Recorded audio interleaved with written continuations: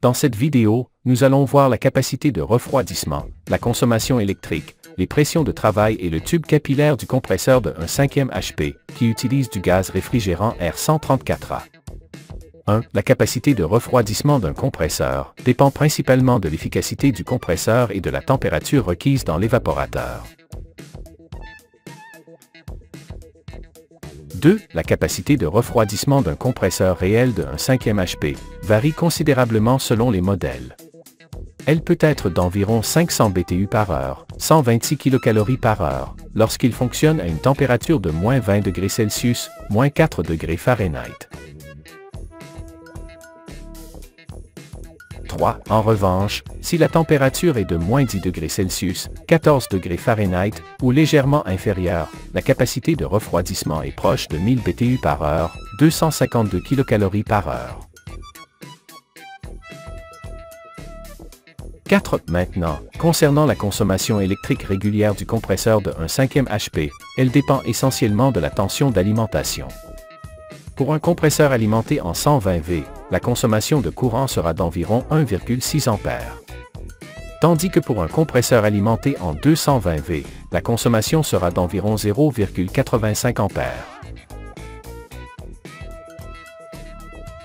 5. Les pressions de travail du compresseur fonctionnant avec du R134A peuvent être consultées dans notre simulateur.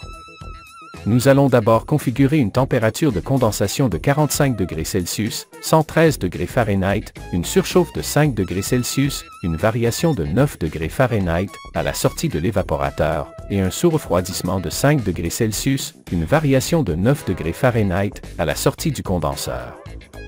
N'oubliez pas que le lien d'accès à notre simulateur se trouve dans la description de la vidéo.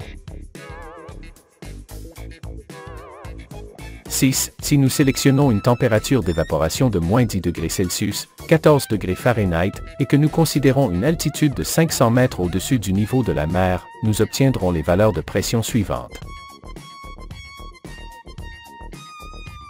7. Maintenant, si nous choisissons une température d'évaporation de moins 20 degrés Celsius, moins 4 degrés Fahrenheit, pour la même altitude de 500 mètres, les valeurs de pression seront les suivantes.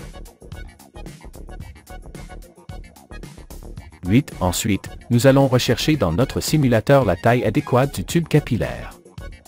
Commençons par le tube capillaire pour une température d'évaporation de moins 10 degrés Celsius, 14 degrés Fahrenheit, typique des réfrigérateurs, en rappelant que dans ce cas, la capacité de refroidissement du compresseur est d'environ 1000 BTU par heure, 252 kcal par heure. À l'écran, nous voyons les dimensions approximatives du tube capillaire fourni par notre simulateur.